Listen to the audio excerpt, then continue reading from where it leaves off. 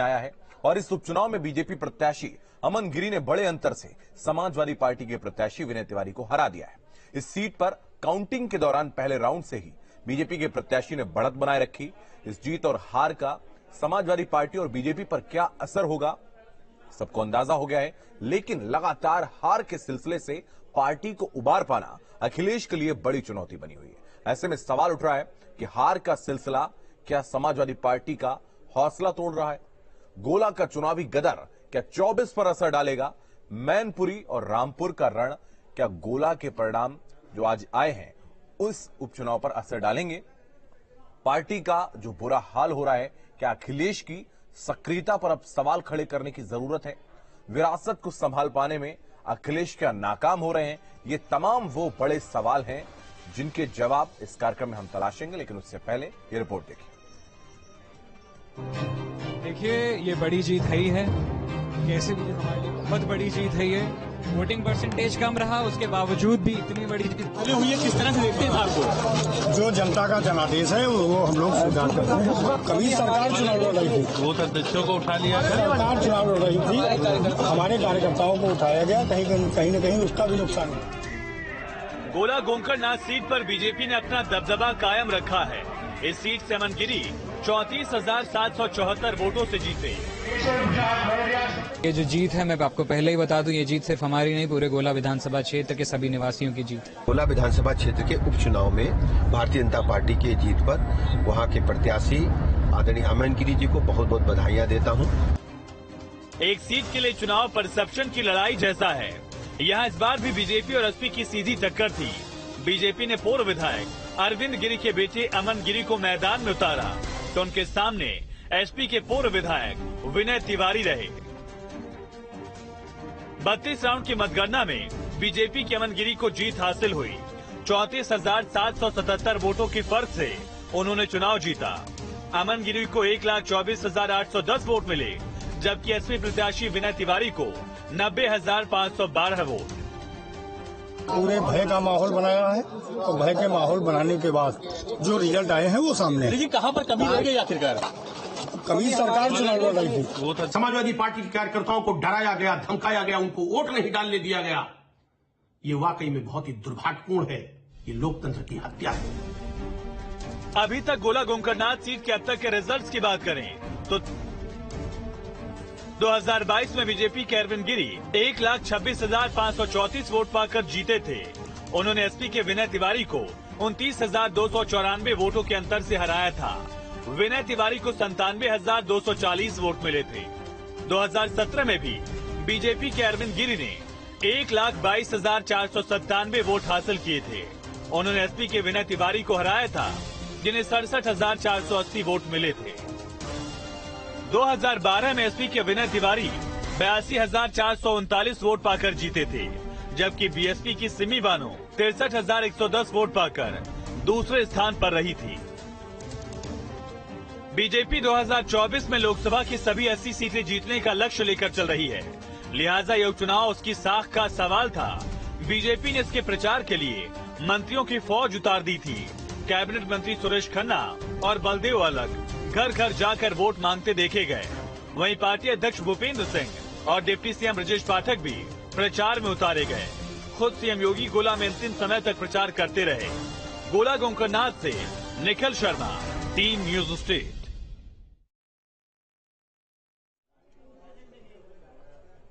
तो इस रिपोर्ट के जरिए आपने विषय को समझा। हमारे साथ जो खास मेहमान इस वक्त जुड़ रहे हैं उनका परिचय आपसे करवाते हैं। एसबीएसपी के प्रवक्ता सुनील अर्कवंशी हमारे साथ जुड़ रहे हैं। प्रशांत उमराव पटेल बीजेपी के प्रवक्ता हैं। भुवन भास्कर जोशी जो कि समाजवादी पार्टी के प्रवक्ता हैं। कुमार भावेश चंद्र वरिष्ठ पत्रकार हमारे साथ जुड़ रहे हैं और कांग्रेस से सैफ खान हमारे साथ जुड़ रहे हैं। आप सभी का बहुत स्वागत है इस खास कार्यक्रम में। भावेश जी, मैं आपके पास आऊंगा। एक बड़ा अनुभव आपके पास है और चूंकि उपचुनाव जो विधानसभा का हुआ है गोला गोकर्णनाथ में, तमाम कयास लोग लगाए जा रहे हैं, तमाम राजनीतिक पंडित जो हैं वो इसको जोड़ने की कोशिश कर रहे हैं। जो अभी उपचुनाव जो होने हैं, चाहे रामपुर की अगर हम बात करें या फिर अभी मैनपुरी में नेताजी की जो सीट खाली हुई है उस पर लोकसभा का उपचुनाव होना है, तो इससे भी उसको जोड़कर देखा जा रहा है। क्या आने वाले समय में ये समाजवादी पार्टी के लिए जो ये आज हार हुई है ये और भी ज्यादा नुकसानदेह साबित हो सकती है? क्या आकलन है?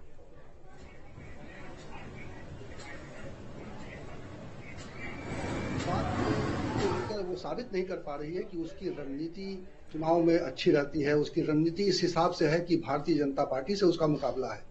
जो पार्टी हर चुनाव में अपना पूरा जोर लगाती है, पूरा दमखम झोंकती है, पूरी ताकत झोंकती है। अब देखिए कि गोला गोकर्णनाथ में जिस तरह से भारतीय जनता पार्टी ने अपनी पूरी टीम उतारी, मुख्यमंत्री वहां जा रहे हैं, डिप्टी सीएम वहां लगे हुए हैं, तमाम जो बीजेपी के नेता हैं वो लगे हुए हैं, और उससे मुकाबला करने के लिए, भारतीय जनता पार्टी से मुकाबला करने के लिए, उसकी रणनीति से मुकाबला करने के लिए समाजवादी पार्टी क्या जोर लगा रही है। ये ठीक है कि वो सीट भारतीय जनता पार्टी की सीट थी और दोबारा उसके पास आ गई। ये अरविंद गिरी की सीट थी। लंबे समय से जब वो समाजवादी पार्टी में थे तब भी वो सीट जीतते थे, जब भाजपा में है तभी वो सीट जीत रहे हैं। उनके बेटे ने ये सीट जीती है। तो समाजवादी पार्टी रणनीतिक तौर पर यहाँ बड़ी चूक कर रही है, और मुझे लगता है कि ये सिलसिला जो 22 के आम चुनावों के बाद शुरू हुआ है, जो आजमगढ़ में जिस तरह से हार हुई है, जिस तरह से और भी दूसरे उपचुनाव में हार हुई है समाजवादी पार्टी की, अगर अपने हार की समीक्षा नहीं करेगी समाजवादी पार्टी, अगर ये जानने की कोशिश नहीं करेगी कि उसकी लगातार उसकी पराजय क्यों हो रही है, अगर इस बात को जानने में उसकी रुचि नहीं है, तो मुझे लगता है कि लगातार जो वो ये दावे करती है कि सरकार उसको काम नहीं करने दे रही है, चुनाव आयोग निष्पक्षता से काम नहीं कर रहा है, ये जनता सुन के थक जाएगी। मुझे लगता है कि समाजवादी पार्टी को जमीन पर काम करने की जरूरत है, जमीन पर अपनी ताकत का आकलन करने की जरूरत है, और उसको देखने की जरूरत है कि उनके नेताओं को कैसे जनता के साथ संवाद कायम करना है, क्योंकि मुझे लगता है समाजवादी पार्टी इसमें बहुत बड़ी चूक कर रही है, लगातार चूक कर रही है। राजनीतिक विश्लेषकों का, भावेश जी, राजनीतिक विश्लेषकों का यह भी कहना था कि एक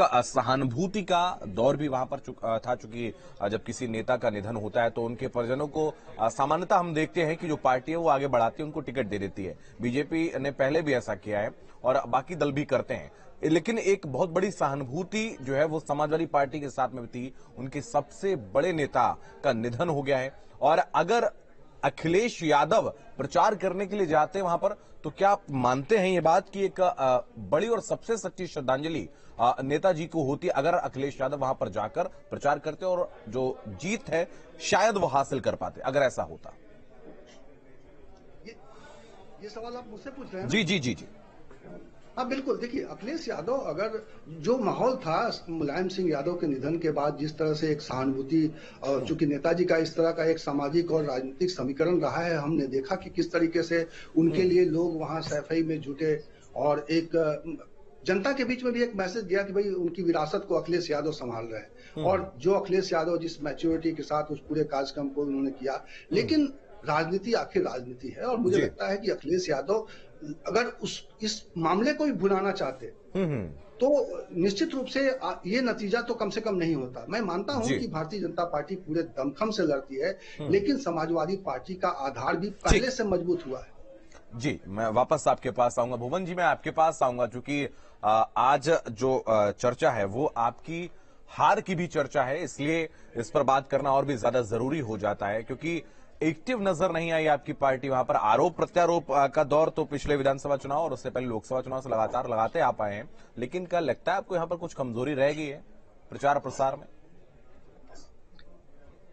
देखिए, मैं आपके चैनल के माध्यम से कहना चाहता हूं, गोला का जो उपचुनाव था, ये समाजवादी पार्टी के कार्यकर्ताओं ने उत्तर प्रदेश की सरकार के साथ साथ वहां के जो शासन प्रशासन है उनके से लड़ा।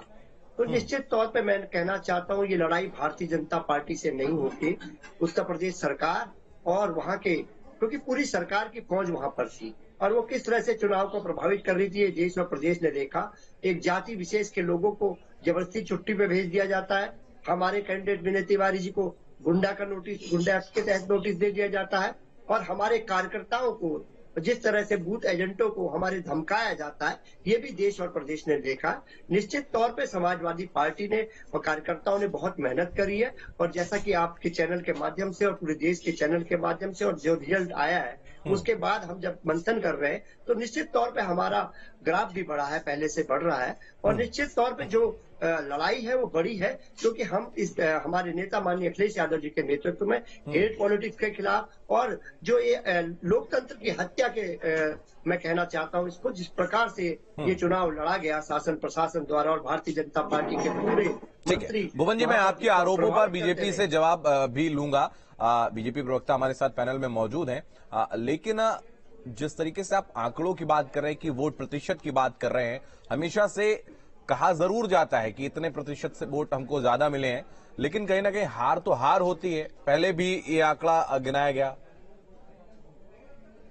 देखिए, मैं आपसे कहना चाहता हूं कि जैसा कि हमारे कैंडिडेट ने भी कहा है, उन्होंने उसकी जिम्मेदारी ली है और उन्होंने कहा कि जनता का धन्यवाद करना चाहेंगे। और मैं भी आपके चैनल के माध्यम से गोला विधानसभा के सम्मानित जो हमारे मतदाता है उनका धन्यवाद करना चाहता हूं। ठीक है, लोकतंत्र को बचाने की लड़ाई, संविधान को बचाने की लड़ाई समाजवादी पार्टी माननीय अखिलेश यादव जी के नेतृत्व में लड़ रही है। और इस अखिलेश जी तो नजर नहीं आया ना वहाँ पे। अखिलेश जी को जाना चाहिए था, आप मानते हैं ऐसी बात?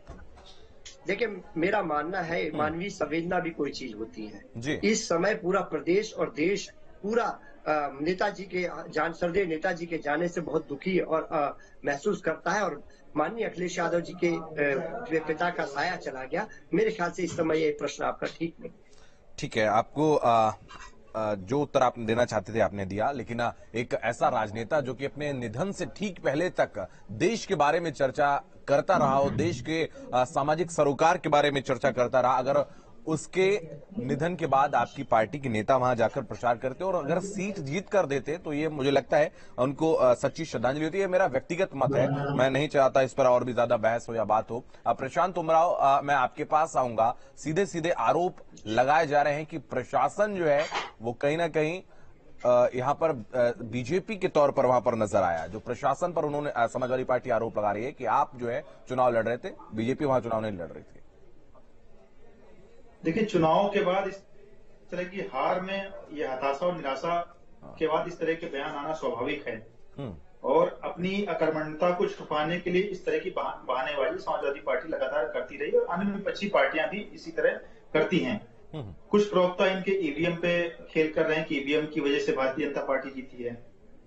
अखिलेश जी ने तो स्वयं बोला कि यादव और मुस्लिम समाज के वोट काट दिए गए इसलिए हम जीते।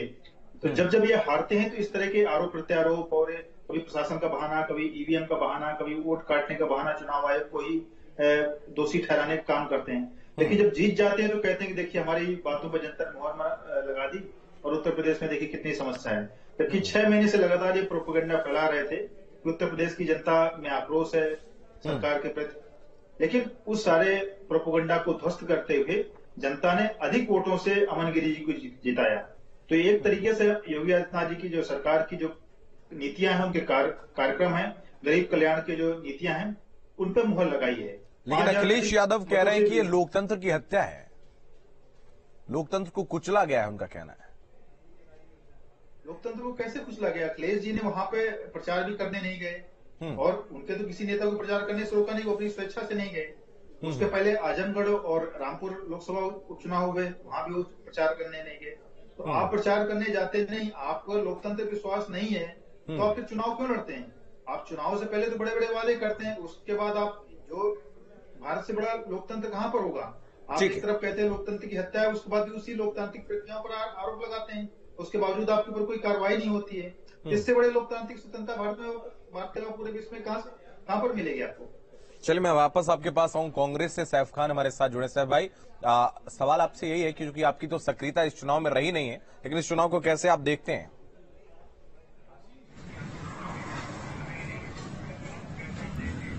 देखिए सौरभ भाई, मैं आपको ये बहुत क्लियर रखूं कि ये जो चुनाव हुआ ये सब सेंटिमेंट्स के ऊपर हुआ। आप ये सीट देखें, अरविंद जी का जब निधन हुआ सितंबर 6 को, तो उन्हीं के बेटे जो है ये सीट जीत के लेके आए हैं।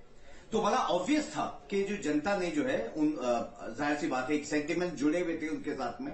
और अगर आप पास्ट हिस्ट्री देखें 2017 से 2022 में अब आते जहां पहले 2017 का आकलन जो था 1,22,000 वोटों से अरविंद जी जीते थे, उसके बाद उनके बेटे जो है आज 1,024 वोटों से जीते। तो यानी 2,000 का फर्क जो है इनको प्लस 2022 तक में आते पड़ा, मगर समाजवादी को अगर आप वो बात करें तो 23,000 वोटों से ज्यादा का फर्क जो है बिना इनके राष्ट्रीय अध्यक्ष के आइडिया, बिना इनकी कन्विंसिंग फैक्टर के जो है इनको प्लस मिला। मगर तब भी मैं बहुत बहुत धन्यवाद जो है देता हूं। और मैं ये एक तरफा इलेक्शन इसलिए मानता हूं कि 99% के करीब जो है जिन लोगों का ऐसे यानी विधायकों का या सांसदों का जिनका निधन हो जाता है अपने टेन्योर से पहले, और उनकी फैमिली में से अगर लोग इलेक्शन कंटेस्ट करते हैं तो 99% के चांसेस जो है, अगर आप पास हिस्ट्री उठा के देखेंगे, उन्हीं के जो फैमिली के मेंबर्स हैं वो जीत के आते हैं। तो ये बहुत साफ साफ इंडिकेशन जो है इस जिले में लखीमपुर खीरी के या गोला सीट की अगर आप बात करें तो हमें कांग्रेस ने क्यों दूरी बना के रखी है? मुलायम सिंह यादव जी, मगर ये उनकी कॉन्स्टिट्यूंसी नहीं रही है। लेकिन मुलायम सिंह यादव का कद आपको तो पता है ना। मुलायम सिंह यादव का कद ना सिर्फ राज्य के लिए बल्कि देश के लिए एक बहुत बड़ा कद था। अगर अखिलेश यादव उस चाहते और जाकर प्रचार करते और तो जाहिर सी बात है परिणाम कुछ और होता। बिल्कुल हम ये मानते हैं। हाँ, राजनीतिक अपरिपक्वता थी क्या? मैं अपनी तरफ से जो लॉजिकल जो आप पास हिस्ट्री अगर उठा के देखेंगे, जितनी भी सौरभ भाई सुनिए तो देखिए, जितनी भी सीटें हैं जो जिनका इंतकाल या जिनकी डेथ जो है पहले हो चुकी है उस टेन्योर के अंदर, उन्हीं के ही अगर आप फैमिली मेंबर्स को कंटेस्ट करवाते हैं तो 99% हिस्ट्री उठा के देख लीजिए, उन्हीं के फैमिली मेंबर जो है जीत के आते हैं। वही हमें जो आज देखने को मिला कि अमन गिरी ने ये सीट जो है जीती। मैं आपको ये भी बताऊं कि अगर भारतीय जनता पार्टी के सिंबल पर अमन अगर इलेक्शन भी ना लड़ते तो ये सीट जो है जीत के लेके आते, क्योंकि जनता का सेंटीमेंट उन लोगों के साथ जुड़ा हुआ होता है जिनको वो जो है टेन्योर के लिए चुनते हैं, मगर किसी न किसी वजह से अगर निधन हो गया है तो उसी फैमिली मेंबर को जो है सेंटीमेंट की वजह से वो जिताते हैं। जो केस हमें जो है सुनील रघुवंशी मैं आपके पास आऊंगा। ठीक है सैफ भाई, थोड़ा समय कम है, मैं आ जाऊंगा, वापस आऊंगा। सुनील, मैं आपके पास आऊंगा। सवाल आपसे यही है, कुछ देर पहले मैं अभी ओपी राजभर को सुन रहा था, उनका अब्बास अंसारी पर एक बयान था। उन्होंने कहा है कि वो हमारी पार्टी के नेता नहीं है, समाजवादी पार्टी के नेता है, गठबंधन में जो है उनको टिकट आपके सिंबल से दे दिया गया था। तो क्या आप मानते हैं कि जब तक सब कुछ अच्छा था तब तक आपके विधायक थे, पीला पट्टा भी डालते थे वो, और आज जब ऐसी चीजें हैं तो फिर आप कन्नी काट रहे हैं? नहीं, देखिए शुभम जी, हमारे माननीय राष्ट्रीय अध्यक्ष श्री ओम प्रकाश राजभर जी ने लगातार समाजवादी पार्टी के गठबंधन में रहते ही समाजवादी पार्टी की कमियों को बताने का काम करते रहे, मगर समाजवादी पार्टी इतना घमंड में थी कि वो समाजवादी पार्टी हमारी राय ही लेना नहीं चाहती थी। समाजवादी पार्टी आज अपनी हताशा में ये बयान देने का काम कर रही। आज जो अगर वो गोला की सीट को माननीय मुलायम सिंह यादव जी को असली श्रद्धांजलि देने का काम करते, वहां पर माननीय अखिलेश यादव जी जो प्रचार करने जाते और वहां पर पूरी ताकत समाजवादी पार्टी लगाती, तो शायद असली श्रद्धांजलि माननीय मुलायम सिंह यादव जी के खाते में जाने का काम करती ये सीट जिताकर। मगर आज ऐसा नहीं किया, क्योंकि वो देखिए विषय से इतर सवाल इसीलिए मैंने आपसे पूछा क्योंकि आप समाजवादी पार्टी की आलोचना करते, ये मुझे पता था। मैं बता जी मैं बता रहा हूँ भाई। तो कहने का मतलब, आप जिस समय हमारा गठबंधन था समाजवादी पार्टी से, समाजवादी पार्टी ने 12 प्रत्याशी अपने देने का काम किया। इसलिए हमारे नेताजी ने कहा कि आपने प्रत्याशी तो अपने दिए, सिंबल हमारा है, वो विधायक हमारे हैं, हमारी पार्टी के विधायक हैं, मगर लड़ाने का काम समाजवादी पार्टी ने किया था। तो इसमें आज सच बात कहने में कोई गुरेज नहीं। माननीय राष्ट्रीय अध्यक्ष जी वो लगातार सच बात कहते चले आ रहे हैं, और यही बात समाजवादी पार्टी को पसंद नहीं आ रही थी। वो टीवी पर तो बहुत बड़े बड़े बातें करते हैं कि हम जो है आज इस चुनाव को जीत रहे हैं, इस चुनाव को जीत रहे हैं, मगर धरातल पे क्या है? धरातल पे ना तो उनका संगठन काम करता है। आज जो अगर ये समाजवादी पार्टी का वहां पर जो विनय तिवारी जी लड़ रहे थे चुनाव, तो वो व्यक्तिगत चुनाव आज जीतकर वहां आने का काम करते हैं, मगर समाजवादी पार्टी का वहां श्रेय नहीं होता। जो भी उनको वोट मिला है वो व्यक्तिगत वोट मिला है। आज अमन गिरी की जीत का श्रेय कहाँ जा रहा है? माननीय मुख्यमंत्री जी तक वहाँ प्रचार करने जा रहे हैं, मगर माननीय राष्ट्रीय अध्यक्ष समाजवादी पार्टी के प्रचार करने के लिए नहीं निकल रहे। बहुत कम समय शेष हो गया। देख लीजिए ना कि समाजवादी पार्टी कोई चुनाव नहीं जीतना चाहती है।